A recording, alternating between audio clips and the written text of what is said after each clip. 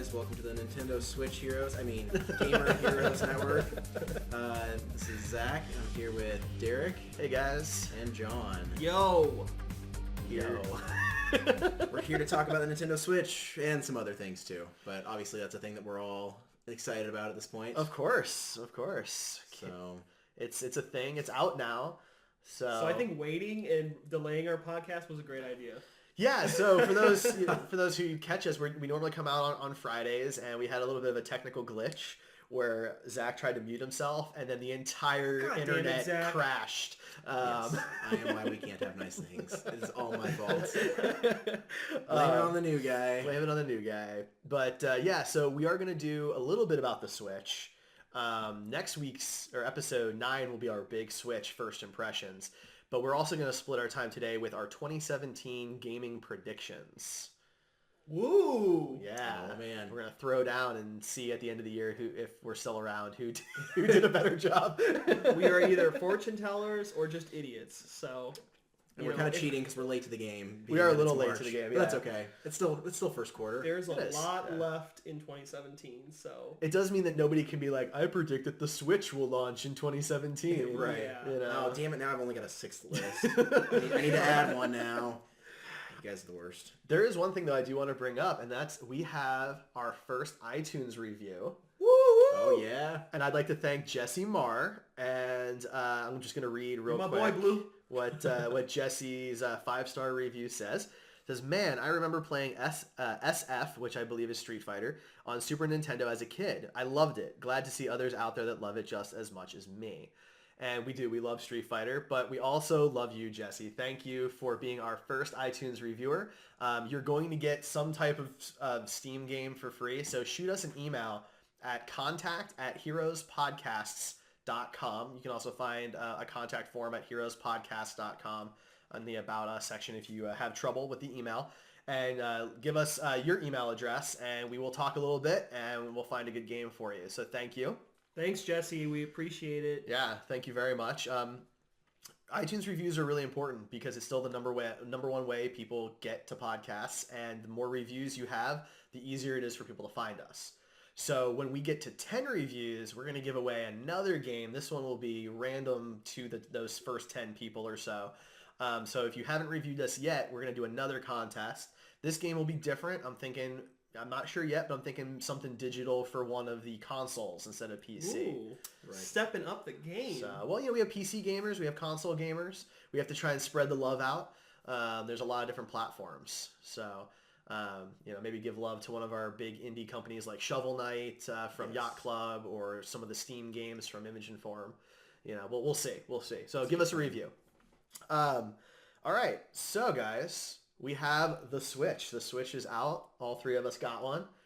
We all managed to get ours yesterday. Somehow, some way, Target pulled through. Just so you guys, if you didn't know, if you pre-order anything through Target, they ship on release date. Some miracle happened, and they shipped Thursday, even though it's a 3-day shipping, and I got it Friday. So I'm very happy, and I have no idea why that happened, by the way. And Zach and I, we got ours at GameStop, so we got ours. Losers. I have one that's coming from Target for a friend of mine, and his hasn't shown up yet. I feel kind of bad because he was hoping to pick it up today. And That's what I'm talking about. That's what I'm talking about. It's so bizarre. But that's the thing. So I originally pre-ordered from Target. And then when I found out about the delay, I walked into my local GameStop and they still had some. And so I was like, well, now I've got 2. I'll see if I can find a buddy who wants it. I'm just going to go on a little bit of a tangent here. I hate the secondary market. Yes. It makes me really mad. If you Yes. buy something because you know it's going to be in short supply just to make a profit off it online, we're not going to be friends. Yeah. Did you see Craigslist yet? No, I haven't looked. Oh, guys, $600. $600. Somebody's trying to sell one for $600. I will say that's not as bad as the Wii. I remember the Wiis were going for $3,000. I don't know if anybody ever paid that much for a Wii. If you did, let us know. Yeah, I'd like to talk to you. I want to have you on the show and talk to you about this. They're probably too embarrassed to admit the fact they did that all these years later. They should. They're just as great as the Cash Me Outside girl. Yes. I can't believe that made it on the show. Yeah. Anyway, that's some Ferengi level bullshit. So we've got some Switches here. This one's actually mine with the neon Joy-Cons. The black one, the gray black ones here are John's. You guys both got the the regular gray ones. Yes. Yeah. Any particular reason you didn't go with the neon? No, I didn't even really think about it. Like, I just walked into the GameStop and like, which one do you want? I'm like, just the gray. Whatever you have. Yeah, well, yeah. So what do you have? Yeah. And I don't know, maybe they were sold out of the neon at that point. Those did go pretty fast on Amazon and other places. I don't remember the reason. I was just like, I just want the Nintendo Switch. Right. Don't bother me with your questions. I mean, I was on the same thing as Zach, but now that I have it, I do like the neon. It's very good. It's very great for a second set, but I really like the sleek, clean design of the gray. I think the satin finish makes it just look that much nicer. So yeah. I do. It has grown on me. So I will say, now that you brought up the finish, don't put stickers on your Joy-Cons or on the Switch tablet.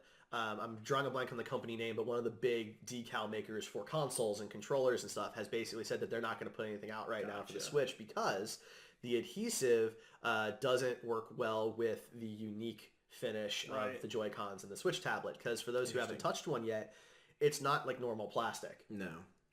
It's not like a PS4 controller or an Xbox One controller. So for now, that's what you get is what it looks like. Just for you, for those who are curious. Or you could be like Zach and get an awesome case and rub it in all of our faces. This case is really sweet. So we're actually recording video of this one for the first time because we happen to all be together. Normally we record in different places. Yes. So if you're watching this on YouTube, hi, and we are Gamer Heroes, and this is episode 8. Now you know how sexy we look. You can put voices to our faces. But yeah, Zach got this really cool Breath of the Wild case from GameStop, you said? Yeah. That's nice. It is, yeah. So, and I guess there's some reports of if you undock and redock your Switch a lot, you might scratch up the glass a little bit. So a screen protector is something that I think we're all going to go out and get. Yes. I think for like any screen, anything you can touch that you're going to be taking mobily, you should probably have a protector regardless. Right. I mean, yeah, I don't have one on my phone. I have a Galaxy S7, and I just, with the Gorilla Glass, I never really had that issue. But the Switch is more... prone to it. Yeah. If you're going to be, like you said, if you're going to be sliding it in and out of that, which I have to say, that is the cleanest transition between putting it in there. Oh, yeah. So there's times where I'm questioning myself, did I even make it in the... This shouldn't be this easy. Exactly. What's going on here? So there's a lot of things that the Switch does that's very satisfying, and I know it worked. Like every button clicks. Everything you press clicks. It vibrates when your screen flashes when you put the Joy-Cons back on the screen. But the dock was the one I was like, where's this click? What's happening? And I'm sitting here and I keep putting it in and out. And it's just that seamless, by the way. It is. It is really nice. And I like that it functions in much the way the Xbox One does, where when you turn it on, it turns on my TV and it goes to the right input. And that is nice. That's pretty sweet. That is nice. My TV, I have a Samsung TV, and you can't go to an input that doesn't currently have a signal. It doesn't let you do that. And so, the Switch is on my HDMI 3. I can't go to it when the Switch is off. So the fact that it knows to turn on when it's connected is a plus for me. So definitely. Backing up a little bit, a brief note, if you're shopping for cases, the Zelda Breath of the Wild case, on top of just, being a cool Zelda case, it's kind of a hard material that keeps things safe, which, I mean, when you hold the Switch in your hands, like, it's like holding a newborn child. Like, am I going to break this? It's so true. That's why there's the 1-2 Switch game where you have to rock the baby to sleep. You do. It is your baby. Wow. So I feel like my console is safe in there. Also, there's a pouch for you to put the Joy-Con... what do you call those? The grips. The grips. Yeah. There is. It's shaped in such a way that everything just fits in there perfectly, and it comes with. I'll show you if you're looking at the video. Yes. You have it there. Okay. Yeah. So if you're watching the video, it comes with this. 2 of these little things that have. You can open them up, and there's spots in each one for 4 different games, so you can hold up to 8 games in your Switch. And on top of that, in these, if I can get this open. It even has a little. There are tiny little mini cases within the case that you can hold micro USB chips in. Or you mean SD? Micro SD cards. And so if you're, because there's a lot of talk about like the storage space being an issue, and there's you can buy multiple SD cards and then switch it out depending on what game you want to play, and that it looks like that's definitely an option that they were considering when they designed this. So very well designed case. There's a lot of good cases out there, but. This one is for $20. Yeah, this one, it was What 20, the 25 hell? bucks, something like that at GameStop. Yeah, they sold That's a out good pretty deal. quick. Yeah, I don't think mine had any of those when I went to pick up mine. I didn't even think about a case until like I get there and they're like, "Well, do you want a case?" And I'm like, "Oh yeah, I'm gonna be taking these places. Like I probably should get a case." And that one was reasonable. And I didn't know anything about it. They just said, "Yeah, Zelda Breath of the Wild blue case." I'm like, "Yeah, whatever. I'm gonna need a case." I didn't realize all of the detail that was gonna go into that. So I'm It's the nicest surprised. one I've seen so far. Yeah, very pleased with it. That's awesome. So what have you guys really had a chance to play any of it yet? Not much. I mean, I played some of the 1-2 Switch obviously over here last night. Yep. And that was fun. The 1-2 Switch, it's like Nintendo is forcing intimacy on you because they want you to look in the eyes of the people you're playing with. And not look at the screen. And not look at the screen. Gotcha. I mean, there's really not much to see on the screen anyways. There's a little demonstration video, but then like the game itself, it's all based on reaction time or stillness and movement. Yeah, they want you to like look at the person in the eyes. So how does it know that you're not looking at that person in the eyes? What's the? It doesn't know. fail-safe? It depends on what you're playing. It's though. true. Like, there's the shaving game. Yeah. Where what it is you're both supposed to. Oh, that's a game. I just do that every day. Well, I sometimes do. The haven't idea in a is while. you use the Joy-Con to pretend shave your face, Right. and the idea is who can shave 100% of their face the fastest. Is the joke, right? Mm-hmm. But the idea is since you're looking at each other and not the screen, you can't see if you've missed a spot. Right. Right, is the idea. Gotcha. And if you move your head, then it doesn't. It still thinks that your head is here, is like facing the other person. And so if Right. you move your head and face a different direction, it doesn't know that you've done that. Register that, Right. yeah. And so you have to kind of keep still in that sense. Your practice round, Rachel did better at shaving than you because you were moving kept your moving head, my you were moving head. your head around. A lot of people do that, That's yeah. I mean, if you're just shaving in real life, I do that. Exactly. that makes no difference. But in this game, obviously, it's based on where the remote, remote, the Joy-Con is. like holds Not up. the Wii remote. I have to work on that. Yeah, it's gonna be an the adjustment for Joy-Con. you. It is. Since I still use those. Right. Yeah, and then like there's the gunslinger game. Where you're basically having like a standoff, and you have to have like it uses all the motion controls and stuff to know that the Joy-Con is pointed down, and it actually knows like where it was pointed when you fire. So it'll actually show you the angles and see who had like accuracy, the better shot. That's actually really cool. Yeah. But again, that's reaction time, so it's who got it off faster. And in the next Star Wars Special Edition, they're gonna actually have Joy-Cons in Han and Greedo's hands, so we can finally settle who shot first. No, that's the George Lucas remastered. Yes. no, it's not. It's you know what? Han didn't shoot first. He shot. He's the only one who shot. He's the only one who shot. Greedo didn't get a shot off. Yeah. So he shot. Han shot. Yeah. We're gonna get really fired up here in just a second. On a tangent. Oh no. But yeah, basically a lot of the games are based on reaction time. There's a phone game where it rings and who can answer it the fastest. There's a sword fighting game. There's a very provocative milking game. So Some people are basically saying it's like a sex simulator. We didn't play that one last night. we did not. So guys, let me ask you this. I wasn't here for that. Overall total, do you think this is worth $50, and is it gimmicky? Does it replace Wii Sports, which was still in my top 10? It's supposed to replace Wii Sports. Yeah. Now look, I'm the biggest Nintendo fanboy I think you're ever gonna meet. I'm not getting it. Maybe it's just me. Maybe I just don't quite get it. I think it's Nintendo's way of showing you how to use the console and what it can do. For $50. But it's $50. Right. Yeah. And so if it came bundled like Wii Sports, I think that I'd like it more. it would be Right. fine because it'd be Yeah. this free thing that helps you understand everything the console can do. Right. But it's not. It's $50, and when Breath of the Wild is $60 and Fast RMX is $20. By the way, I have to say that best purchase ever. That was on my maybe list. Love it. We're gonna talk about that. We'll talk about We're that talking later. about that. So Binding of Isaac is $40. Street Fighter's $40. All of those games seem like much better deals. Yeah. Because you're right, the 1-2 Switch, to answer your question, it is gimmicky as fuck. Yeah. It is. It was on my maybe list, Yeah. and now hearing what you're saying, I'm Yeah, like, definitely. I mean, don't waste your $50 money. is just, if it was 20, If it was 10, 20, yeah, 20, maybe totally worth I'd totally it. do it. Like, yeah. and I'm not gonna return it. Like, I'm not pissed about it. Well, I mean, returning games is difficult. It is difficult. So like, I'm not super upset about it. Like, if I would have known and held off, like, I probably wouldn't have got it. But like now that I've got it, like, I mean, I have a 6-year-old and a 2-year-old. The 2-year-old, I'm sure they'll love won't it. care, but like my 6-year-old will have a good time. Like, we'll play the when they come over tonight, we'll probably play the gunslinger game and a few of the other ones. And I think the Harry Potter wand game, right? Like, I think she will really enjoy that. Yeah. But so it'll be fun to do with my kids. But they're party games, They and are where party Wii games. Sports was multiplayer, I played Wii Sports a lot on my own too. Right. I boxed and I Same. bowled Well, and it had stuff. a ranking system. It and I did. loved it.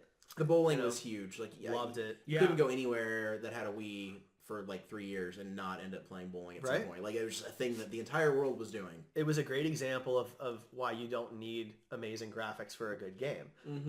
1-2 Switch, again, graphics really don't have much to do with it because you're supposed to look at each other. Right. The TV's only to Right. show you what to do and show you what the results are. Right. Well, and the TV, like the graphics on the TV are literally just like filmed footage of like people On green screens. on green screens. So like they add a little bit to it, but it's just actual actors. Like, they paid actors.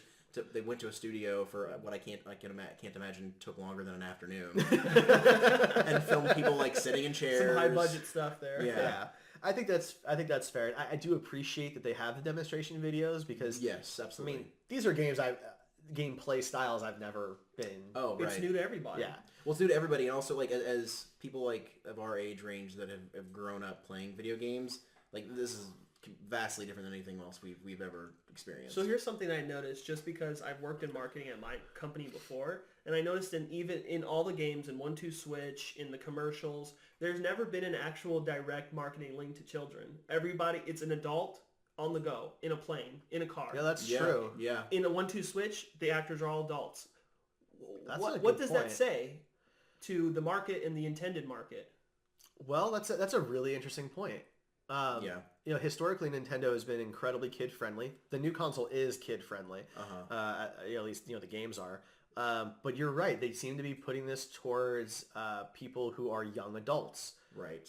Which is funny because it's obviously doesn't resonate with us as an adult. Not The games 1-2 do. Switch. No. Not- Zelda clearly does. For sure. Sure. You know, For sure. RMX does. I think 1-2 Switch may be Nintendo's quirkiness showing through a little too much. Whimsical. You know? Yeah. Because, if you look back at the Switch reveal presentation in January, that was as Nintendo as you get for a presentation. Oh no, we had them coming out on stage going and making poses and doing weird stuff. They were I doing loved crazy it. things. It's so Japan of them. Like, I love it though. When they did, was it Miyamoto who did the little HD Rumble video, right? Oh, yeah. It's just nobody else is ever going to do a presentation like that. That is a Nintendo presentation, and I That think is 1-2 true. Switch is the game you get when Nintendo doesn't use any original IP and just makes stuff. Yeah. Right? And that's what you get. And good or bad, I mean, I think people will get it and play it because it's so different. Mm-hmm. I think that in a group it could be fun. I think in the right context it could be a lot of fun. I With think a lot of drinks. well, Yeah. either a lot of drinks or people who don't, mind looking silly. Yeah. Because it's definitely you're gonna look silly. This is not like DDR. This is No. you're milking a cow, and Faster than the other person. You Is that know, what I got from it? Yeah. so there's some of that, and there's the dice game is a little silly because it's almost like there's a card bullshit. It's like the card game bullshit, Yeah. where you're trying to convince people Which is what an to adult do. game, That's again. an adult game. Yeah. So what this is, it's called sneaky dice, and what happens is you roll your dice with the Joy-Con, and then when you flip your Joy-Cons over, you get a vibration that counts the number that your opponent got on their roll. Interesting. And what you're supposed to do is, depending on the roll, convince the person to re-roll. So you want the higher roll. So then in the example they show, I think the woman gets the guy gets a 12 and the woman gets like a 7 or something. And so she has to convince the guy who she knows rolled a 12 that he has like a really low roll, and Right. he should re-roll. Because with a 12, anything he rolls can't be worse. So how many rolls do you get before it's the final roll? We didn't and then play you it. guys... Okay, I got you. So I don't know. I think Yeah. probably just the one. But I guess my point was to ask, is Nintendo trying to be a little more serious this time around? And that's why all their marketing is towards young adults? I wouldn't use the word serious. Right. But it kind of is though. We're putting subliminal messages of adults play this, adults should use this, adults need this. These are adult games. It's like bullshit. Yeah. My theory is they are marketing towards those of us who grew up playing Nintendo, Super Nintendo, N64. They're marketing towards us because we're the ones who now have jobs and careers and can afford to buy this. Money. and I feel like historically when it comes to gaming and gaming consoles, the demographics that don't typically play video games look to people like us, people who play games, to decide like, oh, well, you know, I have this friend who buys all these consoles because they're a first adopter of this sort of technology, and I played it at their house, and so now I feel comfortable buying this for myself when I wouldn't normally buy it on my own. Mm-hmm. So like they're counting on us to be the ones who charge ahead and get this stuff and then make it more appealing to everyone else. So is this Nintendo's Toy Story 3? Oh, God. You know? Could be. I mean, it kind of feels so like far it. it's that way. Yeah, so far it yeah. seems that way. Yeah. I mean, this is the pinnacle evolution of what Nintendo has tried to do with a console for over 30 years. Right. I just hope we don't all end up in a dumpster fire at the end. I don't Heading think towards so. that. I mean, look, It's got a promising future. No, it does. The Wii U has gotten a lot of crap over its relatively... They say it's a relatively short life. It got a 5-year run, which is actually longer than some Nintendo consoles. But I feel like the golden standard for console runs is like the PlayStation 2, which I don't know. Was Well, that like that's 10 years. 10 years. That's a an decade. anomaly. Yeah. The That doesn't normally PS2 is happen. unique. It was the only thing we had at the time, and then Xbox came out, but it still didn't hinder it because the PlayStation already established. Like, Well, and Sony Nintendo made- went from the 64 to the GameCube, and the PlayStation 2 was just like, hey, how's it going? Yeah. Like, I'm still here. Well, I'm and the best. Yeah, I'm not So, going anywhere Sony now. made it cheaper over time, and They so did. it got to the point They where it was like $60 to pick up a PS2. Yeah. With one of the largest game libraries to ever Right, exist. Yeah. And so, you know, there was very little reason not to pick up a PS2. Mm-hmm. I think the PS2 is definitely an anomaly. Yeah. But if you look at just Nintendo, and it's hard to compare Nintendo to Sony and Microsoft, in my opinion. But you know, the Wii U had a longer run than the 64. Yeah. Yeah. You know, and more games. Yeah. You know, and so I think that there's no way the Switch will end up worse off than the Wii U. Right. And I think that its sales, I mean, they're expecting 2 million in sales just in March, which would, you know, be good. I mean, it's sold out everywhere. I was gonna say, yeah, So- you can't even get your hands on it if you didn't pre-order it. Yeah. Honestly. You know, so I mean, we'll have to wait and see. They have a nice strategy of a new indie title every week. Right. You know, we've got Mario Kart coming out, then 2 months later is Splatoon, and then 2 months later is Skyrim, and then you know 2 months later is Mario. So they've got this nice kind of pattern of game releases. So that way, by the time it's Christmas, everybody is gonna Should have or want one Yes. at that point. You know, so and there might be a hiccup in there. It's gonna have to do with one of my predictions, so I'm not gonna. Yeah. I know. So before we take up too much time on Switch stuff, because we do have to get to the predictions, let's talk for a couple minutes about Fast RMX. Yes. Because we'll talk all about Zelda Breath of the Wild. Everybody's talking about Breath of the Wild. It's beautiful, but let's talk about Fast A RMX. side game that you can download right now you can purchase it for, what is it, 50? Is it It's $20. No, but you can purchase the actual, or is it only a download? It's only Oh, I'm download. sorry. Sorry. Never mind. It's $20. Yeah. Worth every penny. I played it for about 2.5 hours yesterday. The maps are beautiful. The graphics are off the charts. You may think it's like, it's a simple, just a racing game on pods. No, there is a lot more strategy to it. There are little ramp ups that you can pass by, and they're color coded. So you have to change your phase, is what they call it, to hit those ramps so you can stay fast. If you don't hit the ramps with the right color, what happens? It slows you down. It has like an Exactly. electrical feedback. Excuse Right. me. You're jumping, and you got to guide your jumps or you'll fall off the track. There's a track that I'm doing right now. It's a tube. And you're going 360 around That's cool. I this haven't tube. gotten to that one yet. That'd be cool. It is insane and hard. It sounds like from what I've seen and from what you guys have said, I haven't played it yet. It sounds like after we finish this podcast, We're gonna go play it. We're gonna go play it, and then I'm probably gonna buy it. yes. But it sounds like it's very reminiscent of F-Zero. If any of you guys played F-Zero, This is what F-Zero should be in 2017. right? Yeah. You know, because the last F-Zero game that I can remember, I think, was the GameCube. It was, and that was such a good game. It was hard. I never Great beat it. game. It's such a great game. Really, really good. But that was, early 2000s. Yeah, it's been way It's too long. been over a decade. And these guys have put together the most beautiful HD version of what you would think that game should look like. And yeah, these new editions of, there's these little gems that you pick up that give you boost ability, the phases, the way the tracks work. You can unlock all these different cars that have different stats. You unlock different tracks and circuits as you go. There's all these different modes of the game. So I got first place in the first circuit on the easiest difficulty, and that put me at 3% completion. Right. So there's a lot of content Nice. outside of the online play and the local play. Yeah. And for $20, I mean, this is the Really best value for a $20 game that I can remember. Yeah. For a home console like this. And launch day. And a launch day title.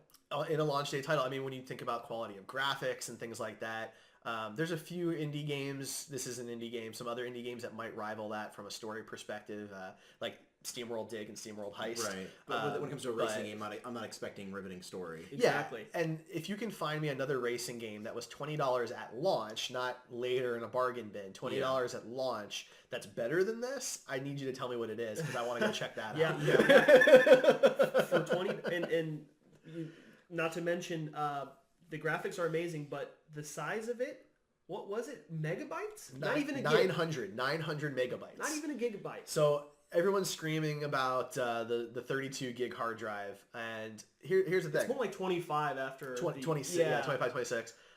Go get yourself an SD card. They're not that expensive, but that aside for a minute, most of these games you can buy physical. Most, not all. Most of them you can, and you don't have to install them. Mm-hmm. So Zelda, you don't install. 1-2 Switch, you don't install, right? Mario Kart, that type of thing. So if you stick to only downloading the titles that are digital only, they do range in size. The Dragon Quest trilogy is actually larger than the Switch hard drive. So that's an outlier. But Fast RMX is less than a gig, which is super freaking impressive, guys. Like hats off to the developers to be able to pull that shit off and have it look so beautiful and fun. And it's a so fun game. Yeah. It's an actual fun game. Like I haven't had fun with a racer since Mario Kart, and a serious one, because Mario Kart, it's whimsical, so it's so fun because you got the weapons and all that stuff. But this is the first time in a while that I've played a more serious type racing game, and it's actually fun. And I'm really pleased happy. with it. Yeah. If other indie titles put up this level of quality at that type of price point, you're gonna see me playing the Switch more and more compared to my other platforms. Oh, right. So that's pretty awesome. Anything else you guys want to touch on before we just talk about our predictions? Just two things I really, really like, and I said this to these guys when I walked in the door. The one thing I really, really like about the Switch, as far as interface goes, is it asks you what user before you enter the eShop, before you enter any game. So if you have multiple people to play this game, or you have another account you want to play on, and that's at a different part in the game, different level, you can just easily switch into that. He said the thing. That's why they call it that. I love it because, like, if you have a credit card, like, I don't know if we all do this, but I have a credit card on different credit cards on multiple accounts that I have more money on. If you want to do that and go into the eShop with the more money, you can do that easily. It's asked. There's no, I have to go through this and add 4 cards and select cards when I check out. No, it's as easy as picking that user and going into it. Also, the snapshots, as easy as it can ever be. The screenshot. One button doesn't even interrupt your gameplay. On top of that, you can go back later, even mid-game, just leave, go back into your albums, edit that, make it a meme, whatever you want to do, and you can instantly post it to Facebook or Twitter. Yeah, I do love that you can take screenshots literally from everywhere, from loading screens, so nice. Cinematics, menus. Well, and what makes that so great, it's a really brilliant strategy on Nintendo's part, because if everyone's playing these games and then screenshotting it and throwing that up on social media, that's free advertising. Yeah. Like they're getting free genius. advertising. It was probably a relatively cheap feature to implement on their part, and it's going to pay them back. It actually hashtag is Nintendo Switch automatically. Really? Yeah, that's smart. It Oh, actually man. Hey. hashtags Ooh, Nintendo I think the Switch. PS4 does some hashtag. I can't remember which one it is. It says like PS4 but share or something. Yeah, I think that's what it is. But it's a missed opportunity if you don't do that. Yeah. But I made a meme of me in 10th place and said winning because I thought it was funny. There you go. Now look, Switch is obviously not the first console to have this technology. No. The PS4 does it better than the who Xbox. The uses Xbox One does it, but it's yeah. so cumbersome. Like, But I the forget question it is who exists. uses it the most efficiently, and I think Switch does. Right now, because yeah. one button I can do that. Yeah. It's a little more seamless. It's a little more intuitive. It's a little complicated to record and send things through the PlayStation. It is. It is. And the Separate Xbox menus. is the same way. Oh, yeah. The Xbox, I think, is more cumbersome than the PS4, to be totally honest. Because the PS4 has a dedicated button, like the Switch. Right. The Xbox right. doesn't have that. That's No. true. Now that I have the Kinect, and so there's some voice commands you can do. Back when it first launched, I did a lot of the Xbox record that. Playing Forza and making people spin out and gimmicky stuff. I did that a lot when the Xbox first came out, and then But the novelty's worn off, and it's too Right. cumbersome, and it's not worth it. Whereas with something like this, like a year from now, like I might still be taking screenshots and Well, it's a sharing with button people. away. Like Yeah. it's not Yeah. going through menus. It's literally one button. So. And it's such a cool thing because there have been plenty of times when you're playing a game and you're like, gosh, like I want to like save this moment to remember later. I can't Now wait till we can. multiplayer online. I'm gonna be like bragging Oh, about look yeah. at these leaderboards. Right. Look at these stats. I can't wait. Can you crouch in Splatoon? Like, is there going to be like Splatoon teabagging? Is that going to be a thing? I'm gonna say no. I mean, one would hope. We'll find a way. A family friendly, yeah. Well, I never played the first one, but I Yeah, will be neither picking did I. up the sequel for Switch. yeah, there's so- a demo coming out that I want to try out. Yeah, before I make up a my couple mind. weeks from now. Yeah. Yeah. We'll have to check that We'll out. check that out and then maybe Because review it on the has podcast. the local 8-player Switch link up. Yeah. That Fast RMX also supports, I think, 4. I don't think it Okay. supports 8. 4, I have yeah. to double check. We can bring back This, LAN this parties. split screen's It's pretty basically slick too. It's a WAN party. Yeah. So there's no cables, but yeah, we all bring our Switches over and we can play games together, Yeah. which is just really exciting. I It miss is. that. Playing Halo LAN parties back in the day, Yes. where people would physically bring TVs over to my house and man. other Xboxes, and you have Good 16 times. people. Like I Right. miss that so Yeah. much. We talked about that in the last We did. podcast, how there's kind of been a movement away from like actual Local co-op, local yeah. co-op, and how like we're getting back to that. I think that's a really important piece of gaming, at This least is the for one. our generation. This is agree. the one to do it. I think this has made it as easy as it can get. Really. Yeah. I can play. I mean, my wife just played split screen on our little Nintendo Switch on the couch. But either way, it was that simple. We're laying here. We're playing split screen together, a fast RMX with these little controllers while it's sitting in my lap. Like, Yeah, come on, it's that's awesome. the easiest thing you can possibly do. Yeah. Well, let's switch, man. Yeah, Let's do get it. to Switch topics. let's get to what we're Can we here get that for. click? Click. Yeah, so We're we're the Switch doing heroes. 2017 predictions. Now, I know a lot of people do this usually at the end of the previous year or right at the beginning of the new year. I wanted us to wait a little bit for a couple reasons. One, I wanted us to get some footing on what this podcast is. Make sure that our hosts were good to go. And also, I wanted to get a couple things out of the way that were just really obvious, like Horizon Zero Dawn coming out, the Right. Switch releasing, and kind of get past any predictions about those specific things because those were pretty set in stone, and I wanted us to focus on some other fun stuff. So we'll come back around in early January if we're still around for this and see how we did. Who wants to go first? We're each supposed to have 7. I know John's got like 80, but we're gonna stick with 7 unless you've got something really exciting. But I'll start. you're gonna start us off. Really All right. easy. So it's already been kind of somewhat announced, but I'm taking it a little step further and calling the details of it. So Call of Duty, very popular franchise. I have lost faith in it. I have stopped playing it for like 4 games now, right? I am predicting that the new one that's going to be coming out in November will be World War II, between the times of World War II, and then they're going to create an alternate history of World War III. Interesting. But they're going back to that 1950s style. And Which I was think, great. I loved that. well, because of the success of Battlefield 1, but they went even further. They went back to World War I, They which did, no yeah. one has ever touched. Yeah. So now I think Call of Duty, because one of my favorite Call of Duties of all time, I know everyone will argue Modern Warfare, which I did like it. However, I really liked Call of Duty. Oh my God, I can't. Why am I drawing a blank? When Nazi Zombies was first ever introduced. Is it 4? World at War. God, I couldn't World of think War. of it. Sorry. I'm not a big Call of Duty guy. Yeah, me so Well, that was the best gameplay. It was World War II. They had the best guns, the most riveting multiplayer, and of course they changed the franchise altogether with Nazi zombies. That was the first time that ever came out. So I'm calling it now. They're gonna do World War II. They're gonna do an alternate history into World War III in the same game. Yeah, it's going to start in World War II, and then they're going to create the story mode. The campaign is going to create a World War III. Wow. Yeah. This is an incredibly specific prediction. Yeah. So if this comes true, remember, you heard it here first. Probably, I assume. All that's been released is that they're going back. They haven't said what, when, where. They just say that they're going to go back to it eventually. Sure. So that's what I'm predicting, and that's specific. All right. That's a good one. I like that one. Thank you. That's really intense, yeah. Okay, Zach, why don't you give us your first one? My first one, nothing earth-shattering. I think that the Switch is going to be, it's kind of a two-part thing. I think the Switch is going to be the best-selling console since the Wii. Oh, you suck. Oh, I'm just kidding. I've got like 8. You've got too many. I also think it's going to be, if not the best-selling Christmas item, I think it's going to be up there. It's going to be one of the go-to Christmas gift items this year. So do you think it'll outsell the Xbox and the PlayStation? Yeah. For Christmas? For Christmas, yeah. Definitely. Yeah. As far as consoles go, yeah. This is newer. More people have the Xbox. I think that Sony and Microsoft are going to be smart to try and drop their prices to try and compete with the Switch. Can they get any cheaper? But I mean, they're already sitting at $299. Right. They will when they release their new ones. Yeah. They're going to have to drop the price. They will. So I think they're going to try, but I think the Switch is going to win out because I think it's going to have more appeal for the entire family. Okay. So no, that's very interesting.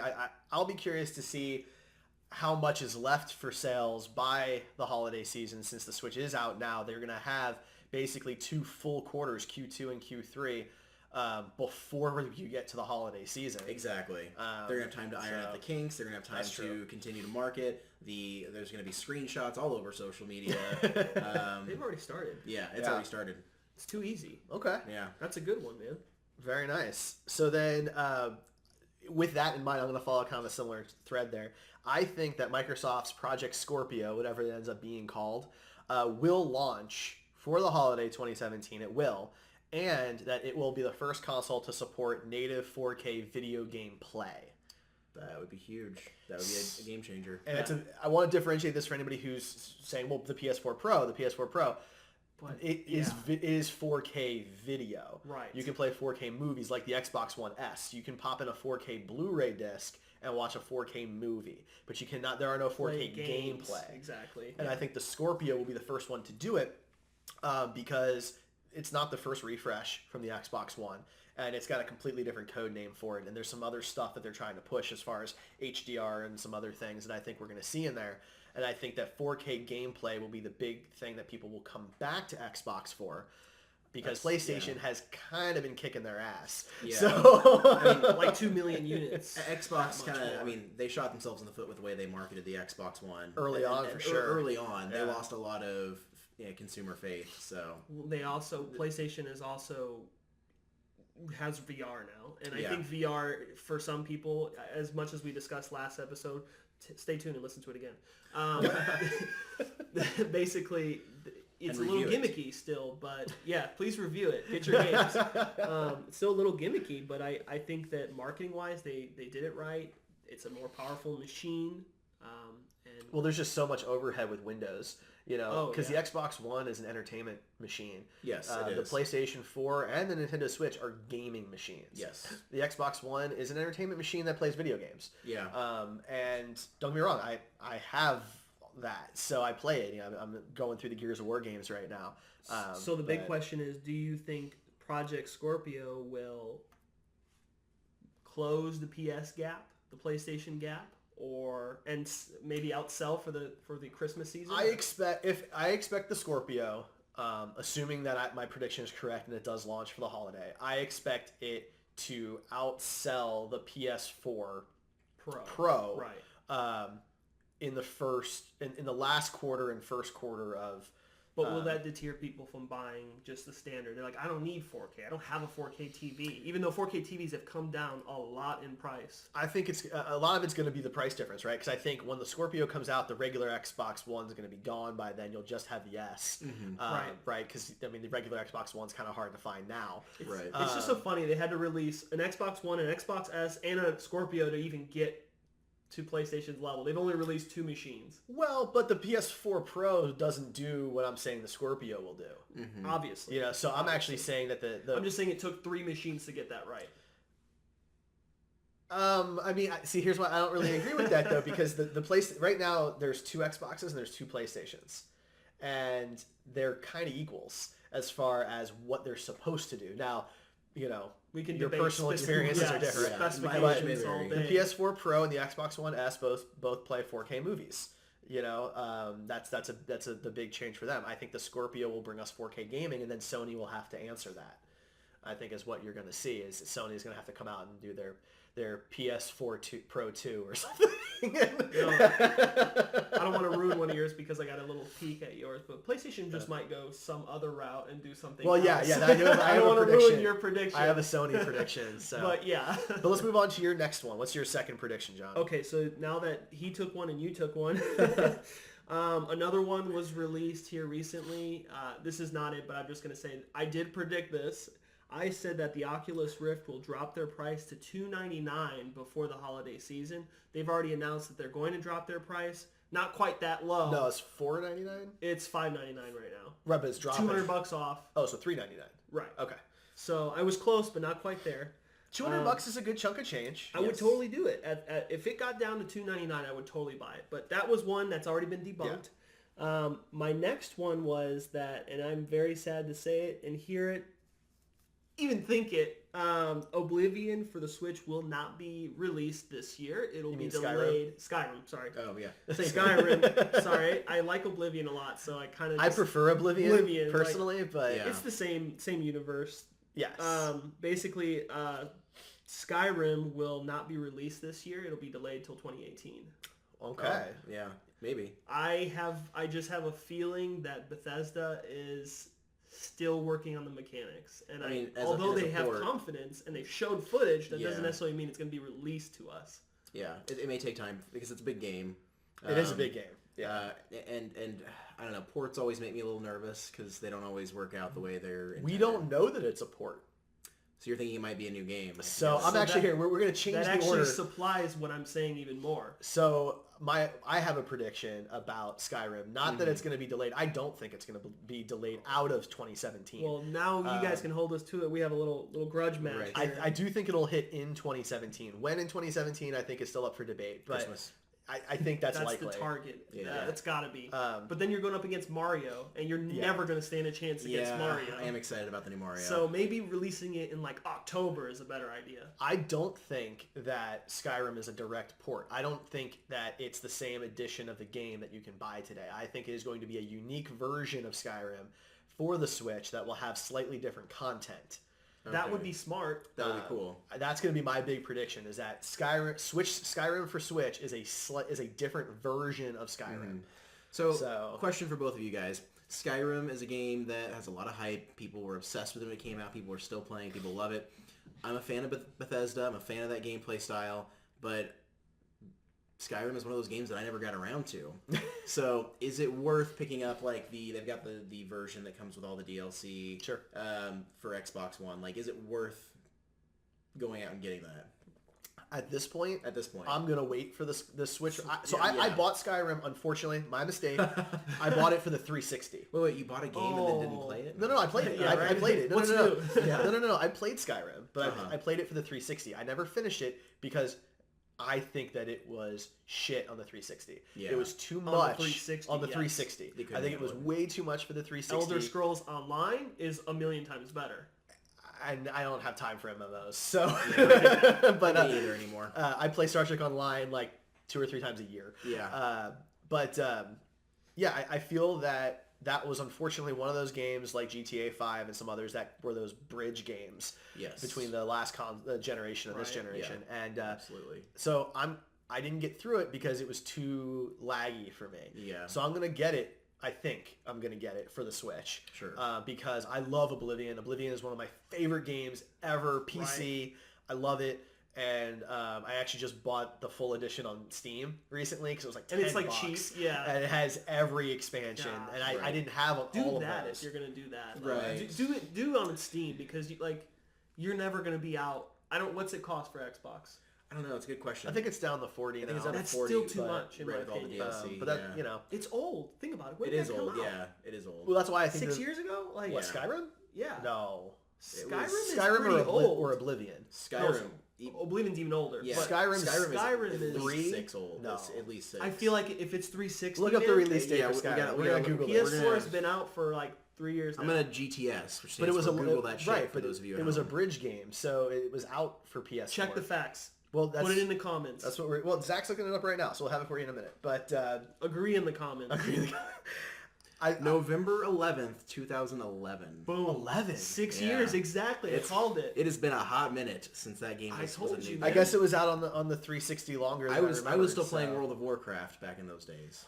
That's a long time. I guess it makes sense why I had it for 360 and not the Xbox So One. now think about that. So $40 for a title that came out 6 years ago. The graphics are dated at this point. Well, but the edition that you got on the Xbox One and the PS4 is not the same version of the game. Right. I get that, but remember how we talk about me doing my Half-Life 2 and ramping it up? Like, you can only go so far with it.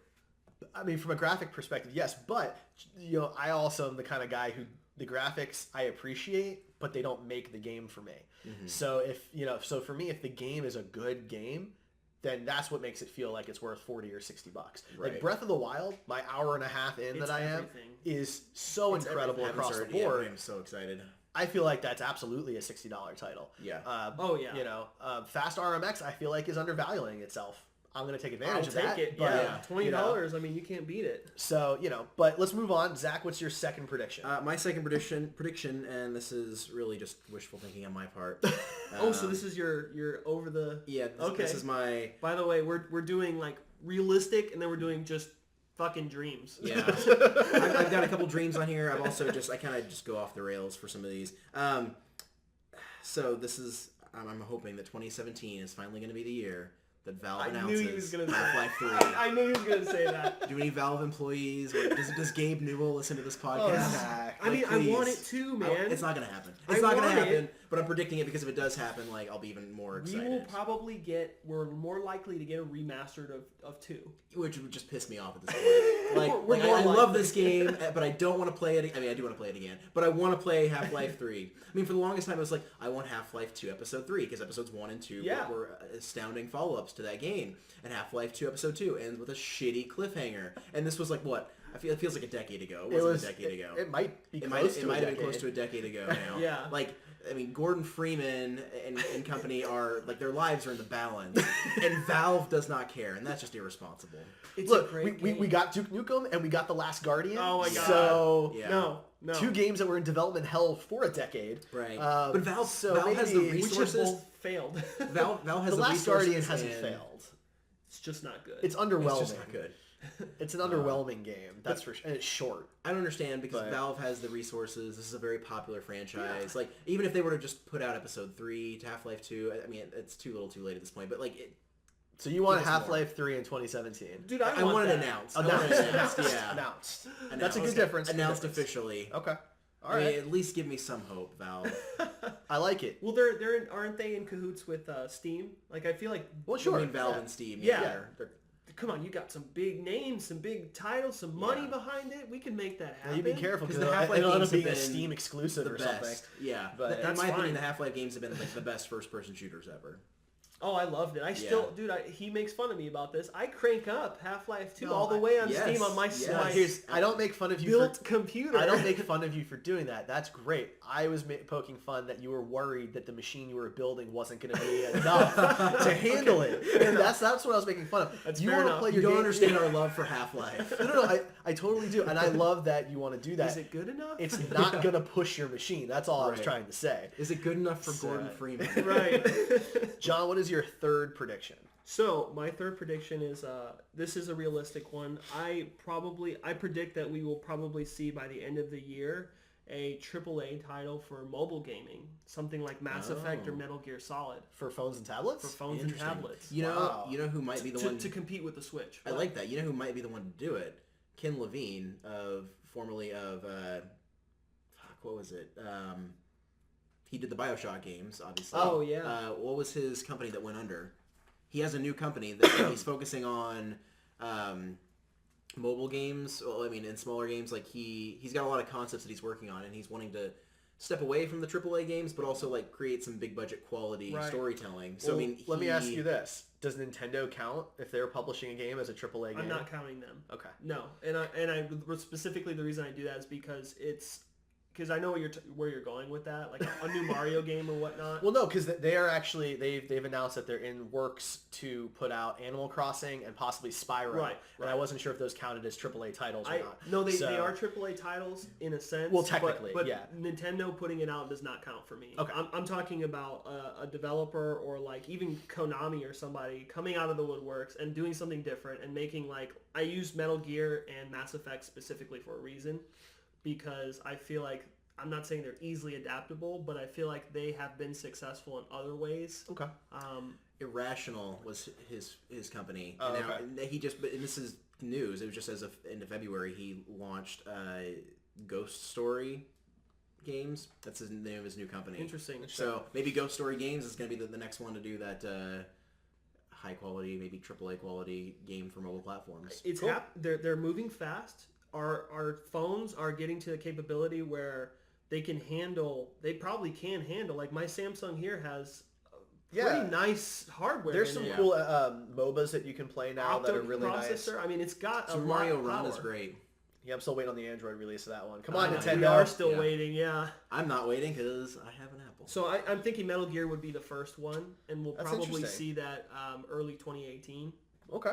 Well, so if we're talking about game releases, I'll give you Yeah. my big prediction for game Cool. releases. I think that in 2017, it will be announced that Halo 6 is coming spring 2018. I still gotta be at Halo 5. Shit. I think that's what's going to happen. We're going to hear about, because there's been some talk about how they're going to bring back local co-op Right. for the next Halo games, Right. because that was a mistake in Halo 5, and I agree that was a mistake in Halo 5. You took away the essence of the game. I'm just saying. I mean, I love Halo is the spiritual predecessor of GoldenEye. Yes. Right? Oh, yes. When it comes to first-person shooter, local gameplay stuff, and That's the way to Guardians, Halo 5 Guardian took that away. So I'm expecting Halo 6 to be a Project Scorpio title announced this year for spring 2018. That's cool. Yeah. So that's my big I like that. thing. Well, no spoilers since Zach hasn't played the game. Right. Finished 5 yet. I will start. I have your copy of 5. You do. I have your copy of 5. I've installed it on my Xbox One. And That's like half the work. Right, that's half the work. Right. Now you just gotta play The it. campaign's only gonna take me like half the time it took me to install it. Yeah. I guess am I next? Yeah, number 3. Next. My third one, I guess, staying in the vein of video game announcements or coming out launches. I'm predicting that Mass Effect Andromeda is gonna flop. What? Really? Yeah. I'm Well- gonna hurt you right now. No. Here's Throwdown on Gamer Heroes. here's my motivation. Mass Effect, and this is really like selfish motivation. Mass Effect is one of my all-time favorite franchises. I love Mass Effect 1 through 3. Like I played 1, I had the same character in 1 that I carried on to 2 and 3 with me. Well, you got My the Shepard. bonuses. Yeah, I the mean, you bonuses got all your like shit to start off with. your shit, your characters who followed you through. Yeah, like, like I mean, if you Who start doesn't want Garrus in the beginning of the freaking game? right, or Rex. Like Yeah. if you start Mass Effect 2, then Rex is dead. Spoiler for a over Whoa, decade-year-old come on, game, man. Decade-old game. Hey, I I saved a lot of them in the end of 2. I saved somehow. all of them. I saved all Did of you them. really? Yeah. That's impossible. Oh, yeah. It's not impossible. That's very hard I made to do. it. I made That's it happen. very hard. I was like, to I will not let How go many of times do you replay that? Actually, now that I'm thinking about it, doesn't somebody have to die? Maybe I did lose one person. Someone has to sacrifice themselves. They Right, have to so stay someone has back to and, die. and All right, fight the hive. We'll Yeah, talk Mass we're Effect getting, later. Yeah, we're getting off subject. That'll be another point episode. the point is my motivation for Mass Effect Andromeda to flop is I don't have enough time, and I don't want to feel bad about not having the time playing the Mass Effect game. So I want it to be bad, so that I don't feel You like suck. I'm missing out. I know You suck. That's so narcissistic. it is. It's a terrible, He's like, selfish EA, I motivation. just want you to make a shitty game because Right. of me. I don't have time to play your game, so just make a shitty one, so I can be like, at least I, didn't have All time right. for it. So Fair enough. yeah. Okay. Yeah. John, what's your next one? This is an obvious one, and I just want to put a date to it. I think Overwatch will be the most successful first-person shooter in history of all first-person shooters by 2019. By 2019? By 2019. That's soon. So when we have like episode 400, we can come back and see if that's true. Yeah, but if you think about it, in history of all first-person shooters, 2019 is probably a year and a half now. It's pretty not half. It's 2 years. It's almost 2 years. Almost. It's 1 3/4. That's very fast. So no, I'm not. Yeah, I don't think it's a bad prediction. It's just there's no I way get for what us you're to saying. really know. Right. This is like I'm when counting that it will be faster than that. This is like when a politician runs for presidential office and promises that all these great changes are going to happen in 9 years. So it's like, cool, like just outside. Like if it doesn't happen, like it wasn't my fault. Like I did everything I was supposed to in 8 years. I predict that Zenith is going to put out the best console ever made in 2025. Wait, is this a real prediction? I want to here? talk about this No, though. I think it's not. Overwatch. I personally think Overwatch in 2016 was the best game in 2016. It won a hands lot down. of Game of the Year awards. So. It won my Game of the Year award, and that's very important. The one that we didn't do on the show. But no, I think that was that's a telltale sign that what they've done and what they're creating, what they're doing, and the hype is just unreal. So I feel like it will beat out Call of Duty. One franchise, one game that all they're doing is adding onto it and not making a new one every fucking year. Yeah. It's gonna be the best one in history. Okay. Well, my next prediction plays off of that one a little bit. And that's going to be that in 2017, Blizzard will announce a campaign story mode for Overwatch. Yes. Oh, yes. see, that would actually get me interested. They're just going that direction. There's a lot of things that lead me to believe that too. There's so much story meta in the game right now, especially with the release of Orisa and the talk of Doomfist and all, Terry Crews being as into the idea as he is, the individual comics, episodes. Yes. Holy crap. Yeah. And I think that it is just a matter of time before they tell that story, and I will be there. I will drop every game I'm playing to play the Overwatch story mode because those characters are just deep and brilliant, and Blizzard is just handling it so well overall. Killing it. Yeah. So that's my big prediction. 2017, we get the announcement of that coming. It'll be playable at BlizzCon in 2017. Oh. Maybe not the whole thing. Right, but at least a there'll be a mission, demo. There'll be something available for those who've never been to BlizzCon before. They do this a lot. Well, they'll announce a new expansion to WoW or whatever, and part of it will be playable at BlizzCon. So in BlizzCon 2017, I think that's when it's going to be announced. Number one, it'll be announced at BlizzCon, and part of it will be playable as a demo at BlizzCon. I like that, and I hope you're right because I'm a huge Blizzard fan. I loved Warcraft, World of Warcraft, Diablo. What disappointed me about Overwatch, and I still haven't played it. It's one of those games that I haven't been really that I haven't tried out. John's gonna hit you. I know. Get the pen ready again. This is the subtitle of this He said week's disappoints podcast me. is How many times can Zach say something that pisses me off? at what minute marker will John punch Zach? It's gonna happen. Stay tuned. No, what disappoints me about it is Blizzard as a company. One of their greatest strengths is storytelling. And had a game that's just, it sounds like they've got some really great characters and they're developing story outside of the game, but like for a game that tells such good stories, I don't want to play just a run around shoot 'em up that's co-op online. It's not. I know it's more than I know it's more than that, but I agree with Zach. But like I know what I you're want to saying. see like Blizzard tells some of the best stories ever. Like for a video game, like there have been. That's why I'm playing through Diablo 3 for the third time. Like there are so many moments and not like powering through like listening to the literally story. going to every dungeon. There are some powerful, poignant moments in Warcraft 3, Diablo 3, World of Warcraft. There's just some amazing storytelling that I would like to see them get back to. I'm completely with you. So I hope you're right. Yeah, I hope you're right. It's really the only reason I don't have it. I have it on PC. And I would have bought it on PS4 by now if there had been a story mode for me to just kind of chill on the couch and play through. Right. I'd play the game a lot more, and I would have bought it a second time if there was a story mode. So that tells you how much I love what they already have. Right. So, Zach, what is your next prediction? My next prediction is that... Oh, that wasn't it? I'm just kidding. No, my next prediction is that 2017 is going to come and go, and Pokemon Go will still not have battle or trading. So Pokemon Go will go. Yeah, Pokemon Go will bye-bye. continue to be So irrelevant. We'll and have some new disappointing. generations, but no trading and no what was it? No trading and no battle. No They battles. just announced that they were going to do trading if you were nearby another person. But we knew that they announced Yeah. that trading was going to be coming last year. Right. So- That's true. The original rumors were that trading were going to I be feel like available we're gonna at get launch, the- and it was like, well, no, shortly after launch. Then it was going to be Gen 2. We'll get the buddy Right. trading closer. I think No this trading, year. no battle. He's saying okay. none. Like that's the part. I'm saying Pokemon Go is going to continue to be a disappointment. Okay. I think that's a fair thing to say because I think at this point, while Gen 2 has been exciting, it came out a couple months after we thought it was going to, and there Right. still wasn't these new features like trading or local battles. Yeah. Do you guys think the Switch will get a Pokemon game at some point? Oh, they already announced it. They did Oh, announce really? it, I didn't yeah. even see that. Pokemon Star. It's in the same generation as Sun and Moon. No That's the shit. working title Yeah, for it? working title, So yeah. which would be cool, like Sun, Moon, Stars. What I'm hoping... That's cool. It is cool. What I'm really hoping is that, and if they don't do this, I'll be disappointed. Like, they need to make it so the Poke Bank is transferable Right. from your 3DS Dude, that'd be crazy. to... That was going to be one of my predictions, but I didn't use it. Bringing your old Pokemon up to 8, Right, to bring your old Pokemon Without on a this. complicated way of doing that. You know how they had that weird. You had to have that emulator that's transfer. No, but thing? the Pokebank's pretty easy The Poke now. Bank, but, yeah, they could make that happen. but having I that hope on the they do. Switch would be cool. It would be Right. awesome because Pokemon Sun and Moon are beautiful games, but I mean graphically those games look so much better on the Switch. Could, yeah.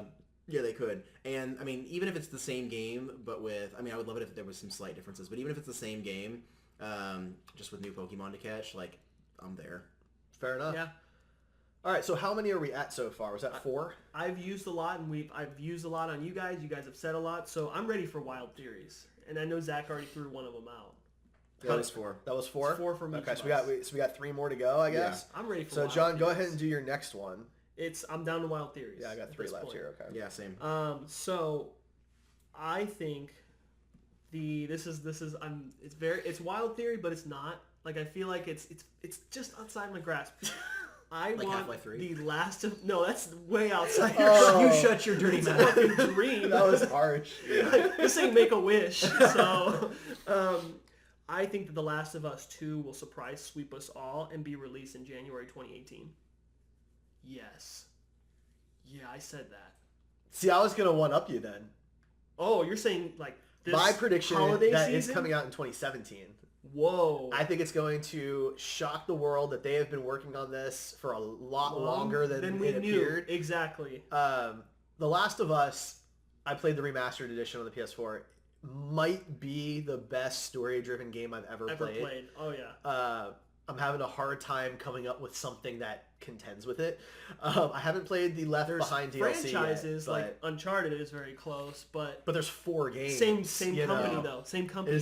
Yeah. But I'm just saying though, yeah, like there are things that come close, but not quite in a single game. That's the thing. This is one game, the introduction game, and I think that it was so well received so early on, and when they remastered it for the PS4, I think from the moment that was finished, they started working on the sequel. I think so And too. I think it's gonna be out in 2017. Developer already accidentally spilled the beans on it. Oh. Months ago. I think I Months missed ago. that. Then what did they say? No, he was in an interview and they were talking about the new Uncharted 4 before Uncharted 4 came out, and he said, and we were working on the expression in Last of Us. I think he said exactly Last of Us 2, and then he was like, "Hold on, I meant in Uncharted." He straight up I did missed that. That's No, funny. he straight up did that. Yeah. Like you can Google it. So you're saying I'm one-upping you. 2017? 2017. I'm calling the date. I think it's gonna be a Scorpio launch title. Holy shit. That's And my big. That would really piss me off because Oops. here goes my Joy-Cons. Joy-Cons down. You scratched them twice I have already. not scratched them. They are beautiful. Look, there's not a mark on them. I'm just gonna lay them down now. That would piss me off because I'm not saying like PlayStation is the only one, but I'm just saying like I want that to remain I was a making PlayStation. I was making a joke okay, about thank Project you. Scorpio. Don't say that shit to me. No, it was a joke. It was a joke. No, it'll be a PS4 exclusive. So he's calling But 2017. I do think that they're gonna try and get it out. Kind of like how when PS3 came out, that's when Halo came out. They battled each other. I think this is going to be a similar thing the other way around. You're going to get Project Scorpio, and Sony's going to put out Last of Us 2. Oh, that's. So I I say January 2018, but he's saying That's my big- So you're saying December? not December. I'm saying in 2017 holiday season. So if it's November, Right. whatever. Man, But, so we're 3 months apart. so we're a couple In months, but theory. I think it's going to be out this year for this holiday season. If that happens, like, I'm dropping everything. Here's the thing. I don't think it would ever be a January title because that's after everyone's already spent all of their money for the holidays. January's a risky time for a new game. I don't think Horizon Zero Dawn was the first major release of the year, February, and yeah. it was an end of February release that had been delayed from the year before. Right. Yeah. So I don't see that happening. I think it's going to make January's it a risky time for new movies, new video games, new everything. People are recovering. January is a dead month. I'm just saying So- it could happen. It could happen. I'm just saying It like could, that. Like, if someone said that to me right now, oh, it's coming out in January, I don't care. I drop everything. Like, I'm literally like that. Well, yeah, I mean, I would get it, but I think I'm just any saying, person would drop Right. anything. For I that think it's a game. bad time though, because a lot of people who have to work on their gaming budget, because like we spend a lot of money on video games compared to I think most people, and I think people are going to have to decide: am I getting my kid a game for Christmas, or am I waiting until No, I'm getting myself a game. My kid's gonna get Exactly. That little shit can sit in the corner with his. Yours are still a little on the young side, Right, so right. So that was a wild theory, And that was my and that was follow-up to yours. So that was number 5 for me. Okay. So So number 5 for me, and now for something completely different. I'm predicting, and this isn't such a wild prediction, but I'm predicting that the Power Rangers movie will be released with a terrible video game adaptation across all consoles. Ooh, yeah, that seems that's reasonable. very That likely. seems reasonable, That seems right? totally reasonable. That's not like a wild one. So No, that's it's not. Yeah. I mean, I blew a wild one earlier, so this Yeah. is just the order Yeah. that I have them in. That's So fine. I think that's yeah. very reasonable. It's a reasonable They're expectation. already working Yeah. on that fighting mobile one, which Oh, looks yeah. kind of cool. But that's not specific to the movie, though. Right, it's That's gonna- all generations. Right. So- Which is what will save it. What is it In called? my Power opinion. Rangers Legacy, I Yeah, think is what it's so, called. That's what will save So, that yeah. game. Is, like, Is oh, that- dude, I get to be Tommy. Right, yeah. Yeah. You get to fight as the original Rangers, Yeah. and so we'll play because we grew up on the original Right. Power Rangers. So I think that's a very reasonable, likely prediction that I had never thought It's a good of. but, point. yeah. Do you think the movie will flop? Just randomly? Just, Yeah. What? Oh no, so. I don't think it'll. I think it's flop. gonna be great. I'm not saying it's gonna be good. No. I'm saying No, I think financially it's it's not gonna be great. great. I don't think okay. it's gonna flop because the I think Power Rangers franchise has so much behind It's it. true. It's Everybody's true. gonna go see it. It might be terrible. It's I don't okay, think so so, it's gonna but- be of the same caliber as the Michael Bay Transformers films. No! That seems possible. Don't say that. I think that's a reasonable prediction. It'll be Right, Pacific so- Rim on the ground. Right. That's what I'm No, hoping. it won't be as good as Pacific Rim. Pacific Rim is brilliance. I know, it's a I great love movie. Pacific Rim. All right, what's your next one, John? My We're over time, so My let's get wild this done. theory, I know I keep putting it out to 2019, but I thought really hard about these. You're killing me. I thought really hard about these dates. At the minimum, we will at least have news about it. I think the Nintendo Switch will be working on VR capability by 2019, and I think it will be actually better than the PSVR and more affordable, including more camera accessories and a better kit. Okay, so you think that? So are you thinking that in this year they'll announce that that there's going to be VR support? By the end of this year, we will hear something about VR on the Switch. Okay. I think they can really use the HD rumbles and the infrared cameras that they have currently to their favor. They already have the handheld portion taken care of. Mm-hmm. So I feel like all that's needed is more infrared sensors and, of course, a visor unit. I think it's very likely. It's very close. I think developers have already thought about it. So 2019, it'll be available and cheaper and better than the PSVR. So yours and ours are very similar, God but damn on it, different ends man. of the spectrum. We didn't talk, I promise. He just My prediction is that by the end of the year, VR will still be nothing. mediocre. Yeah. It'll still not have taken off. PSVR will be a thing that people who do own will say works well, and that'll be about it. There'll still be very few decent titles to play for it. It still will not. We still won't have a consumer-ready version of HoloLens.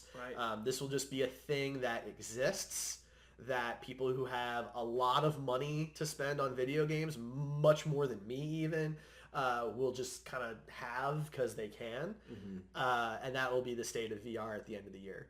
There's nothing significant growth wise. I'm not So, mad at it. I feel like it's just not there yet. We talked about this last episode. Check it out. That's my big prediction, though, yeah. is that 2017 we'll see VR just stay exactly where it is today. Yeah, that's a good point. So, Zach, Switch will have it. My prediction is that in 2017, Donald Trump will discover Animal Crossing and realize that his unique leadership skill set is better suited to being an imaginary mayor than actually running a country.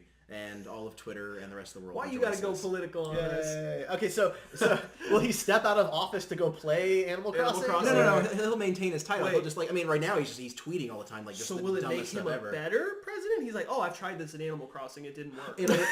It'll make The wall thing didn't work. The pigs still got through. yes, man. the pigs are still here. I promised to make what's the name of the village or the town, whatever. I have no idea. I don't remember. He'll promise to make it great again, but the pigs are still going to get in. That's terrible. So, I just can't even deal with that. So, I mean, will it make him better or worse of a leader? It'll make him less involved. You know, so, I had to mean, ask. So it's better by just, Not as much because that means, not to get too political, but it just means that Pence and Bannon are going to be calling more shots, and they already are. So for those who didn't know our political lean, you might have just figured that one out. All right, so this is it. We're on to our final predictions. And Yes. mine's a big one. Mine's an exciting big one. So Oh, I mine's- hope it doesn't mine's move in not. too close. This all right, well then I'm going to start this Go round. ahead. I'm just going to start this round. Sony is going to announce in 2017 for release next year a brand new non-Vita line handheld console to rival the Switch. We knew it. that seems reasonable. We knew it was coming. Yeah. The Vita has been it's not a bad handheld console by any means, technically speaking. Not at all. But it never picked up. Right. The 3DS has just crushed it across the board for a long time now. The whole PSP, PS Vita line. And so I think Sony, with the success of the PS4 and the PS4 Pro, will need to finally kind of just put the stake in it. It's done, and move on to something new, and we will have a brand new handheld hybrid type console that may even pair with PSVR that they'll announce this year to combat the Switch in 2018. That's very likely So. and very, very brings a lot of questions to me. Like, what are you going to do that's different that the Switch hasn't done? I'm not saying it'll be all that, because I don't think it has to be, because I don't think that at the end of the day, what the PS4 does and the Xbox Just One capture does is market. all that different from a Yeah, gaming yeah. perspective. You know, the hardware is not all that different. I think this is just going to be the difference of a marketing thing. Sony has to care about the Vita, you know, and they haven't really shown that. Right. It's there. You can buy it if you want to, right? And people just haven't really done that. They need new, fresh titles. They need new, fresh designs. They need a new, fresh outlook on a handheld console. And Nintendo can't be... And this is from a competition kind of breeds excellence when it comes to design. Definitely. Nintendo can't be allowed to just reign free all the time, because that's when they will then start to slip up. They Right. need to be kept in check. And the reason the PS4 is so good is because Microsoft was just crushing in the 360 era. And they needed to combat that. And they did that with the PS4. Absolutely. Nintendo needs to be kept in check too. So Sony needs to get their act together and put out this It's handheld. funny that Sony's the police for that. Like, I feel like they're like the ones that can do it, and They're the they ones have who can do it. they have the most.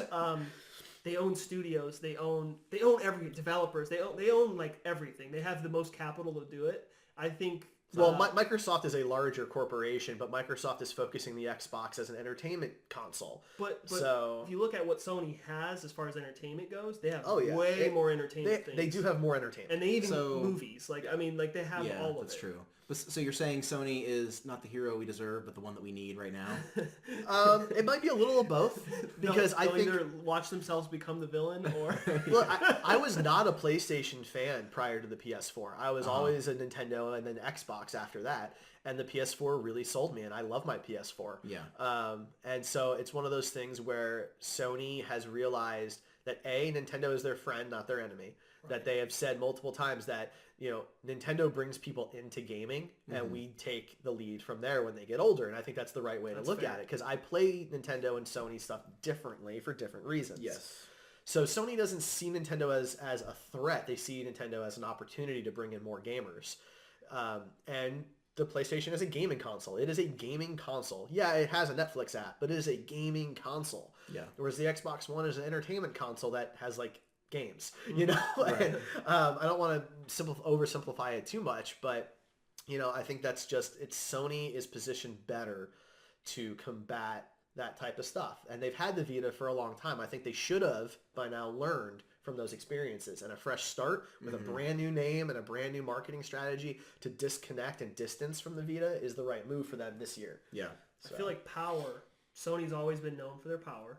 I feel like they will make a very powerful tablet. I hope so. Portable device. Yes, I've never owned one. Because so... I owned the PSP. Yeah. When I had a Game Boy at those, that point. I had a Game Boy, and I was like, oh man, the graphics. Everyone says the graphics on the PSP are way better. They actually were. They were a million times better. But it just didn't take off because there wasn't a lot of games. And then if you wanted to watch back then movies, they had the discs. Exactly. Disc cartridges. DVDs or whatever they were called. There were discs in a cartridge. Yeah, it didn't those make were any weird. sense. But But I played movies, and I think that was a little ahead of its time. that was cool, Yeah. but you would have to buy them. Yeah. And it was $20. It's like buying a DVD. Yeah. And it's And like, no one's why gonna am buy I it just buying a DVD? to watch it on a tiny screen. Exactly. Yeah. It would need to be cheaper. at That a wasn't different a price thing point. And now we have streaming, and I think that's the Vita is just behind the curve. Right. Yes.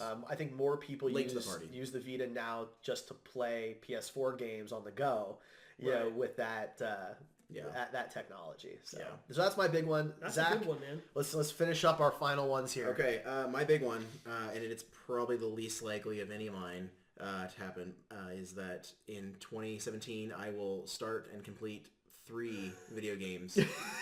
Just 3? Just three. I've done more than that already this year. Right. Well, And we're all proud of you. originally my number was 2, but I mean, granted, I started last year, but I did start and finish Pokemon Moon. So I figure if I'm including that in there, I have to add 2 more. So yeah, it's my prediction that I will have time to start and beat 2 more Here's games. the question: Will any of us beat Zelda this year? All of it. I mean, All of it. I mean, the there is story, I'm sure I'll beat the story. but there's gonna be a I'm lot talking of about things. the game, like completion. I don't do Right. that, though. For the open You never world do games, percentage completion? if it's a small enough game, I will. Zelda is so huge that I will play through the story, and I will explore as I'm playing it. Yeah. But I'm not... I will have to really love that game to go back after I beat the story to explore I more. need proper motivation to explore. Because there's so much to play. Yeah. Because by then you're gonna have Mario Kart and Splatoon, and you're Right. gonna have Super Mario Right. Odyssey. We have a lot of There's games coming DLC coming out for Zelda. Yep. They tried to sell that. There's gonna be a season score pass. of indie games, and that's on one You console. guys must think I'm a freak or something, So- because I beat Dragon Age Inquisition and this is very hard to do, and it took me a while, but 94%. And there's a lot of side quests. I mean, in that's great. Inquisition. Look, The There is last game nothing I beat wrong. 100% was... Well, actually, I beat like Tomb Raider Legend or whatever it was at 100%. But before that, it was Crash Bandicoot 2. Yeah. Look, That's there is hard. nothing Yeah. wrong It- with it was beating fun, games though. 100%. I just don't have the time with all the games I play. Because keep in mind, Right. I have all the current gen consoles. Right. I This guy has them also all. PC game. I also have a Wii U with a couple And they're titles all I'm still coming out. finishing Nothing's up. going to stop You coming know, out either. I have a 3DS also. So Yeah. I literally have, other than the Vita, I have every available console that's on sale. Yeah. You know? So That's like, insane. it's just a lot for me. So I can't spend too much time on a single title. So he has to So- basically 1 hour here, 1 hour here, 1 hour here. I You split just it go up. on a, you go on a I split up. So yesterday I played for circuit. like 2.5 or 3 hours, and I split it between Zelda and Fast RMX. Yeah. You know, I haven't been back to Overwatch or Heroes of the Storm in a few weeks because I just haven't had the time. Well, you did on Thursday when we got in. If you guys check that out on our webpage here on Facebook, we played the new character on the test realm. I didn't. That was Ryan. Well, Ryan played the character, and you'll see him later on. Yeah, Ryan's on Screen Heroes, our other podcast, so you should check that out. My last one. Your last one. That was This is it. That was it. That was the this final. Yeah, this is my final one. So it's all you know. Okay, so this is a fun one, and it's probably more likely than most things to come out here. I think this year at BlizzCon specifically, they will announce Diablo 3.5, which will release and focus on, which will release in 2018, but focus on characters from the franchise from the beginning to now. Side quests, side stories, new missions, new areas. Interesting. Um, But not a brand new game. bridging all the games together. Okay. Interesting. Cool. So I called it Diablo 3.5. I like it. That's something that they would do. That would. Oh, yeah, that very would be- likely. That would force me back into. I just want the Diablo. Necromancer to come out. The thing is why it's a wild theory in my head is because it'll be released in 2018 and announced at BlizzCon, which means And they then should have they might have it playable Exactly. at BlizzCon, so that'd be good. That'd be 2 big things for them to do at BlizzCon. And Yeah. That's what I'm thinking, man. I would love. All right. I'm a big fan of the franchise, and all I want to do is play the old ones in better graphics. Yeah. That's Fair all I enough. want to do. All right, well, we are well over time, so we want to know what you guys think of our 2017 predictions. Let us know what some of yours are if you have any of them. Check us out at heroespodcast.com. Don't forget to review us on iTunes as we have a contest, and we will give out a free game when we reach 10 reviews. So check us out there. We'll have new episodes every Friday, so go, subscribe, review. We'll catch all of you guys next time. Bye, everybody. See ya.